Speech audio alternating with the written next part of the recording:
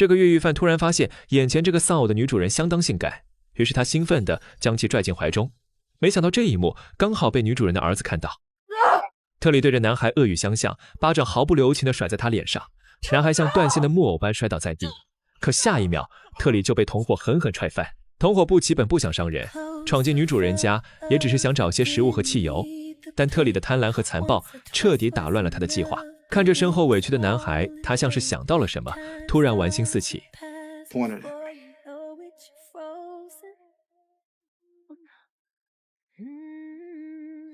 Point it. Now say, stick him up. Stick him up.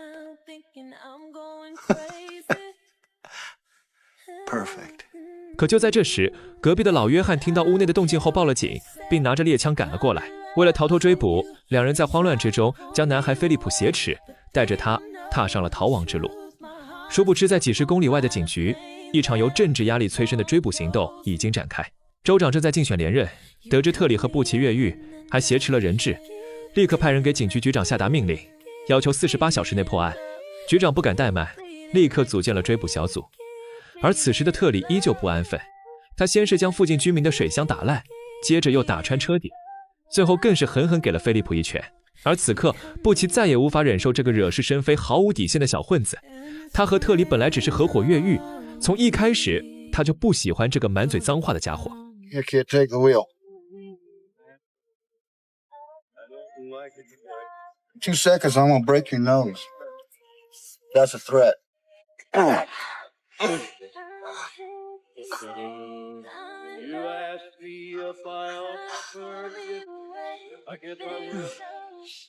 And that's a fact. Won't kill you for that. And that's a threat. 布奇比他高半个头，力气也大得多，特里只能乖乖闭嘴。然而他的安分只持续了片刻。经过便利店时，布奇在下车之前把枪交给了菲利普，让他指着特里。He so much as moves, you pull the trigger. 可菲利普终究还是个没经历过风浪的孩子。没过多久，他就被特里的花言巧语转移注意力。趁他分神的瞬间，特里一把夺过手枪。And it's quicker than the eye.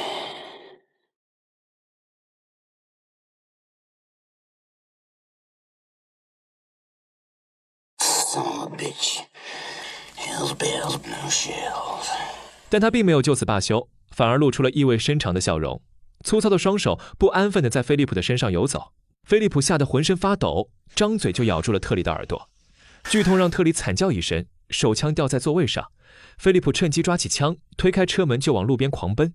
他趴在地上，手脚并用地往前匍匐，可没爬多远，体力彻底透支的他瘫软在地，他蜷缩成一团，无助地等待噩梦的降临。随着靠近的声音越来越大，菲利普猛地抬头，映入眼帘的竟是布奇。从便利店出来后，布奇看看空空如也的车子，便意识到了问题的严重性。他让菲利普待在原地，拿过手枪之后，来到特里的必经之路上守株待兔。Hey boy, let's hope I don't find you.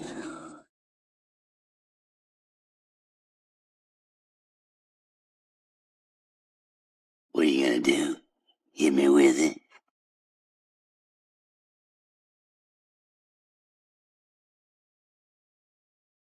You and me are friends.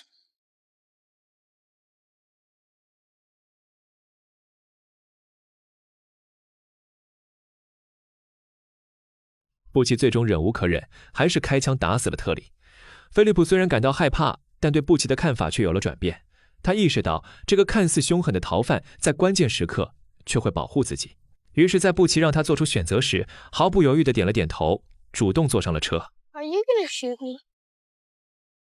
No, hell no. Me and you are friends.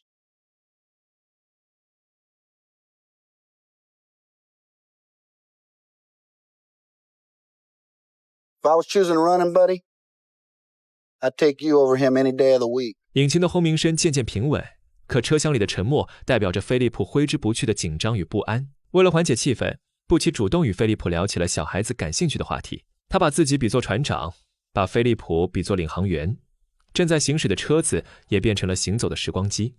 车前是未来，车后是过去，而车内的两人代表的是现在。 If life's moving too slow, you want to project yourself into the future, just step on the gas right here. See?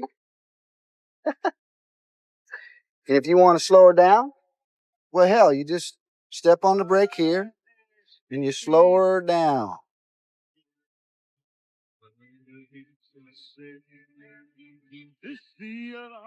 This is a present, Philip. Enjoy it while it lasts. 这样深奥的人生话题，对于一个7岁的小男孩来说，虽然过于超前，但他似乎觉得眼前的男人和母亲口中那些该被警察抓走的坏人完全不一样。与此同时，警方已经赶到了玉米地，发现了特里的尸体。而另一边，由于车子油量见底，布奇看上了一辆福特，并让菲利普先去探路，看看车上有没有钥匙和收音机。菲利普眼睛一亮，完全没意识到这是偷窃，只觉得充满了乐趣。在确认车钥匙插在车上后，布奇也拿着仅有的一些口粮走下了车，还顺带拿走了几件洗干净的衣服。而这一切也被不远处的农场主发现。Hey, that's my car! Son of a bitch. 好不容易打着了车，菲利普却因为喝了太多的饮料，还在放水。等他上车时，农场主也追了上来，他死死抓住车门不肯松手。布奇见状，掏出了手枪。而在这关键时刻，菲利普狠狠咬上农场主的手，因为忍受不了疼痛，农场主不得不撒手，而这恰恰救了他一命。接下来逃亡继续。闲聊时，布奇不经意地问起菲利普的父亲，可菲利普却突然变得沉默。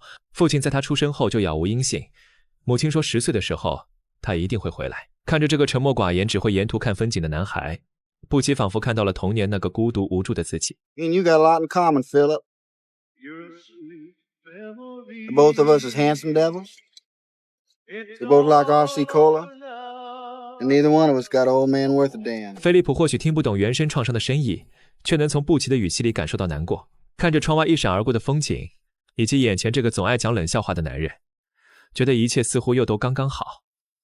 不久之后，车子开到附近的小镇，布奇带着菲利普走进一家服装店，看到橱窗里挂着各种万圣节面具，菲利普迫不及待地挑选了一个鬼精灵面具。而此时的布奇正在和老板娘眉来眼去，浑然不知危险正在悄然而至。警方已经来到了现场，等他走出商店时，2辆警车已经把车子堵得水泄不通。布奇走投无路，只能选择向后倒车，后面的警车被撞得稀巴烂，而布奇也找准时机转弯逃之夭夭。结果刚开出没几米，布奇就发现菲利普没上车，他心里一紧，又倒了回去。只见菲利普还站在商店门口，怀里紧紧抱着那件鬼精灵衣服，脸上满是慌张，显然是刚才偷拿衣服时慢了一步。 Buzz, you little shit! Shoplifting is a crime! Up to you, Buzz. 菲利普还是选择了上车。布奇虽然没有生气，但还是告诉菲利普，偷东西是不好的，让他把衣服穿上。不料菲利普却开始扭捏起来。 It's puny. What? It's puny. Who told you that? Let me see. Go on, I'll shoot you straight.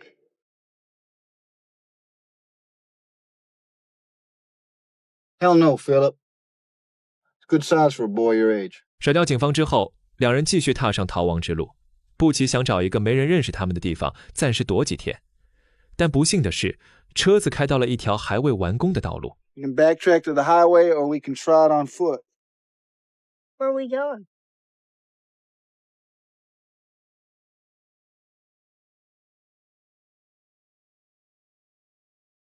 It's Alaska, Philip. Last of the wild frontier. It's pretty. It's beautiful. You ever been there? No. 无论做出什么样的选择，现在的物资已经远远不够，于是他们决定先寻找物资。习惯了零元购的布奇提出要玩不给糖就捣蛋的游戏，可话音刚落，菲利普便愣在了原地。他想起了妈妈的叮嘱和那所谓的信仰，没有父亲的陪伴，母亲既当爹又当妈，却把所有的焦虑都化作了控制。他是耶和华教派的忠实信徒，这个教派禁止信徒参与任何世俗节日，万圣节的糖果、圣诞节的礼物、生日的庆祝，全都是菲利普从未触碰过的禁忌。母亲总是告诉他，快乐是罪恶的诱饵，甚至不允许他和邻居家的孩子一起奔跑打闹。在这样的环境里，菲利普养成了低头走路、说话细声细气的习惯。他的眼神里没有8岁孩子该有的光亮，只有对犯错的恐惧。经过这段时间的相处，菲利普对布奇的信任让他变得愈发大胆，而内心深处对外界事物的好奇才是他踏上这趟逃亡之旅的真正原因。和之前一样，布奇还是把选择权交给了他。Now, Philip, I'm asking you. I ain't asking your mother. I ain't asking Jehovah. You want to go trick-or-treating or not? 沉默片刻之后，菲利普还是点了点头。他跑上去试图抓住布奇的手，却被他一次次甩开。可倔强的他又一次次的牵上，直到布奇不再反抗。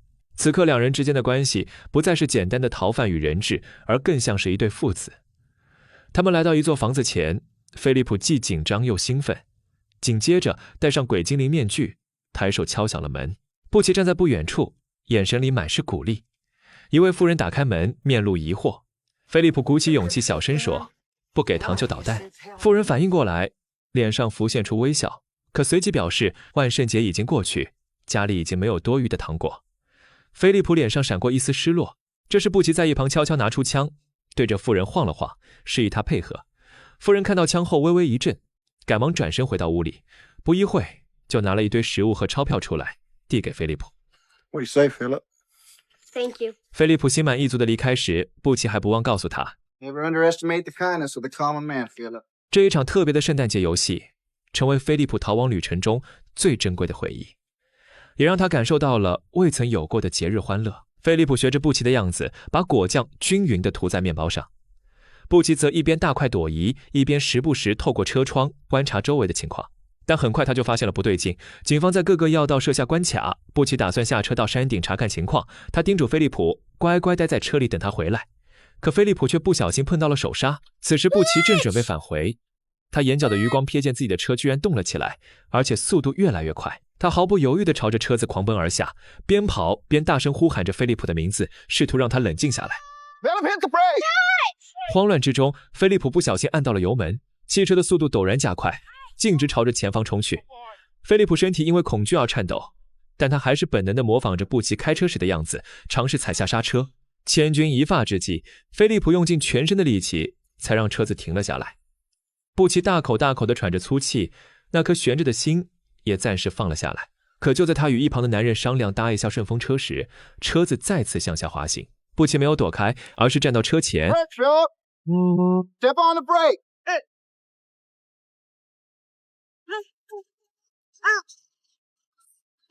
Oh! 即便已经紧张到满头大汗，但布奇却没有丝毫的责怪，反而满脸欣慰，称赞菲利普做得好，让他不要怀疑自己。之后他们搭上了鲍勃一家的车，也顺利躲过了警方设的关卡。鲍勃是个顾家的男人，布奇对他还算客气，因为他羡慕鲍勃能拥有一个完整的家庭，也渴望自己能有这样的家庭。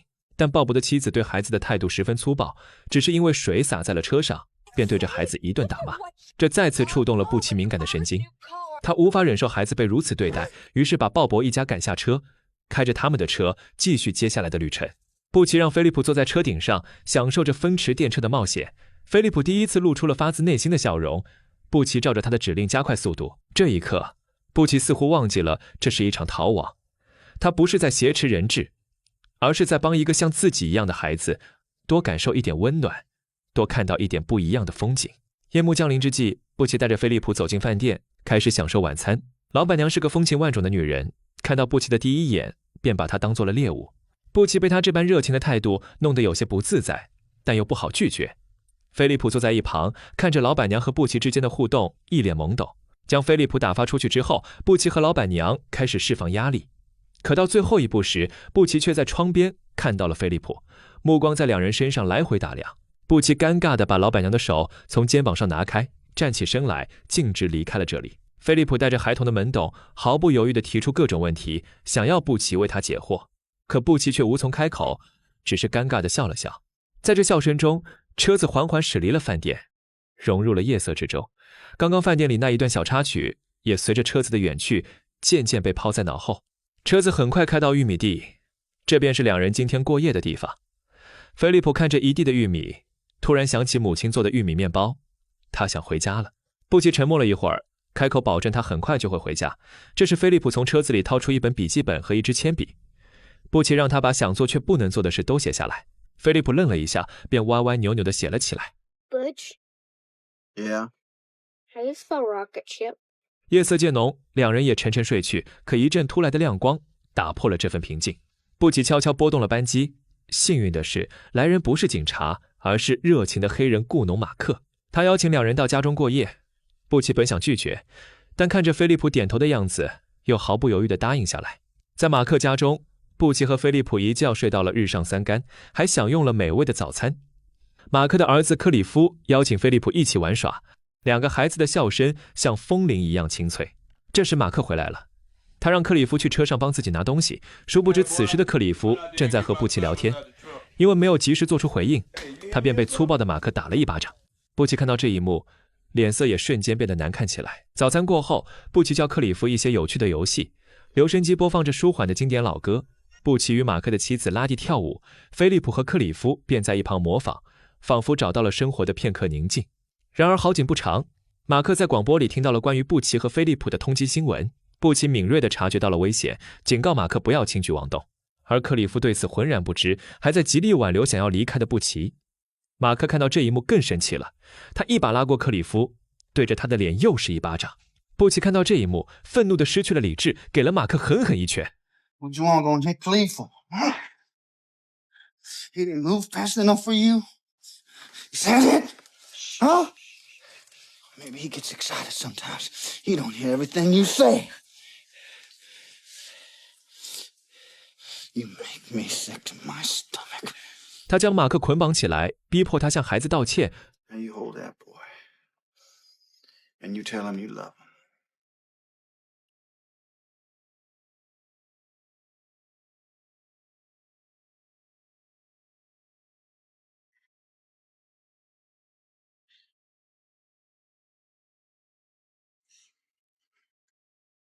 Lee, I love you. No, man. Say it like you mean it. This boy knows I love him. Say it. Please, mister. I got a sense about you. I know you a good man. No, I ain't a good man. I ain't the worst neither. 在布奇的逼迫下，马克发自内心地向克里夫表达了歉意。后来布奇将马克一家老小全都绑了起来，目的只是想让马克深刻意识到家人的重要，希望他能重新赢得孩子的信任。但此时菲利普却误以为布奇要杀人，在极度恐惧和矛盾的心理下，他拿起枪朝着布奇开了一枪。这一枪不仅打伤了布奇的身体，更让两人之间刚刚建立起来的信任瞬间破碎。菲利普惊慌失措地跑出房间，将枪丢进井里，把车钥匙丢进草丛。布奇强忍着伤痛，为马克留下可以割破绳子的小刀后，便转身开始艰难地寻找菲利普。That's a hell of a thing to do, fella. You're a hero. Probably be in all the papers tomorrow. How you say to those folks? Truth is, I don't think I'd have killed them, though. Only killed 2 people my whole life. One hurt my mama. One hurt you. 他出生在风月场，父亲是个惯犯，流连于烟花之地，对家人动辄拳脚相加。在这样的家庭环境中，暴力如同家常便饭。幼小的布奇深受其害，这也使得他自幼便带有暴力倾向。8岁那年，为了保护母亲，他被迫拿起武器，结束了一个男人的生命。12岁那年，命运再次给了他沉重一击。母亲因梅毒晚期，在绝望中选择上吊自杀。父亲从未出现，他给布奇留下的唯一东西，便是那张阿拉斯加的明信片，而这便是布奇越狱，想要前往阿拉斯加的真正原因。菲利普听着布奇的解释，心中满是愧疚和迷茫。他从树上下来，扶起了奄奄一息的布奇。就在这时，远处传来了警笛声，追捕小组已经到了。布奇知道自己跑不掉了，他假意要挟，让警方派来直升机，为的就是让菲利普坐一次真正的飞机。紧接着，他又要来糖果，只为和菲利普玩一次真正的圣诞节游戏。他让菲利普拿出那张愿望清单，向菲利普的母亲提出条件，要求他答应让菲利普享受一个孩子应有的权利，比如去坐过山车、过万圣节、一起吃棉花糖。他希望菲利普以后的人生能充满快乐，不再像自己的童年那样充满遗憾。做完这一切，他把抢来的钱塞进菲利普的领口，让他戴上鬼精灵面具，缓缓走向对面。可当菲利普走到半路时，他却突然停了下来。他担心警方会开枪射杀布奇，又折返回来，紧紧拉着布奇的手，想要和他一起面对。布奇被菲利普的举动深深打动，他决定自首，重新做人，便牵着菲利普的手，缓缓向警方走去。然而就在这时，意外发生了。布奇蹲下身子，准备从口袋里掏出父亲送他的那张明信片，想送给菲利普。这张明信片对布奇来说意义非凡，那是他心中对父爱的渴望和对美好世界的向往。但远处的警方却误以为他要掏枪反抗，狙击手毫不犹豫地开枪，布奇瞬间倒在了血泊之中。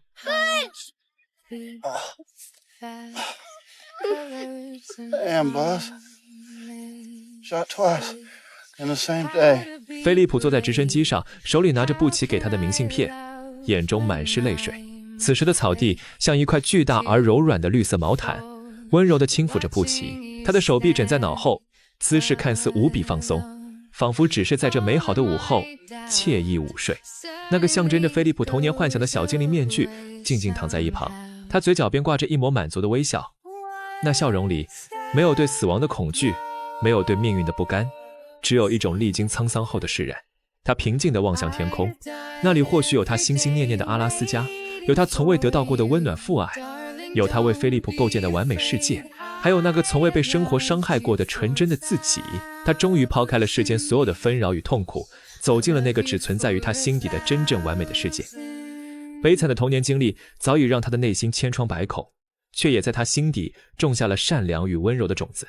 当他遇到菲利普，看到这个同样缺失父爱的小男孩被严格的宗教家庭束缚，无法享受正常孩子的快乐时，就仿佛看到了曾经的自己。于是他决定为菲利普点亮那些他童年未曾拥有的美好。他从未对菲利普说过你要学会什么，而是用一路的逃亡与守护，悄悄把勇气、温暖与原则种进了孩子心里。那些藏在细节里的教导，比任何说教都更动人。他第一次教菲利普拿枪，是为了让他学会保护自己，保护家人，教他害怕时要学会反抗。于是后来遭到冒犯，菲利普死咬特里的耳朵，为自己求得一线生机。从前他面对伤害只会躲，可跟着布奇后，他慢慢学会了，哪怕害怕，也能为自己，为想保护的人，长出一点反抗的勇气。菲利普的童年里也没有父亲的陪伴，母亲也总在忙碌，他习惯了一个人看风景，一个人玩玩具。可布奇告诉他，冷漠世界里也有值得珍惜的温暖。他把车比作时光机，告诉他如何掌控生活的节奏，记住当下快乐的瞬间。从那时起，菲利普才知道，原来不是所有大人都只会讲道理，有人会陪他浪费时间。菲利普偷拿服装店的鬼精灵衣服时，只觉得是好玩的小冒险，不懂偷窃是什么意思。布奇把车停在路边，没有吼他，只看着他的眼睛，告诉他偷东西不对，就像特里欺负人一样对。后来布奇带他玩不给糖就捣蛋的游戏，帮助他体验普通孩子的快乐，让他写下愿望清单，并努力帮他逐一实现。布奇没当过老师，也没学过怎么教孩子，他只是把自己童年时渴望得到的东西都一点点给了菲利普，不是刻意的教导，却是最珍贵的礼物。他到死都没去过阿拉斯加，但正是因为他淋过雨，所以想为菲利普撑起一把伞，让这个小男孩不再经历他曾遭受的痛苦与遗憾。我们每个人都是布奇与菲利普的混合体，一边带着自己的伤口赶路，一边又在某个瞬间成为别人的光。菲利普看着布奇躺在草地上，他后来或许会忘记逃亡的路线，却一定记得曾有个逃犯用最不完美的方式给过他最完美的爱。而这就是完美世界的意义，不是没有遗憾，而是在遗憾里寻找完美。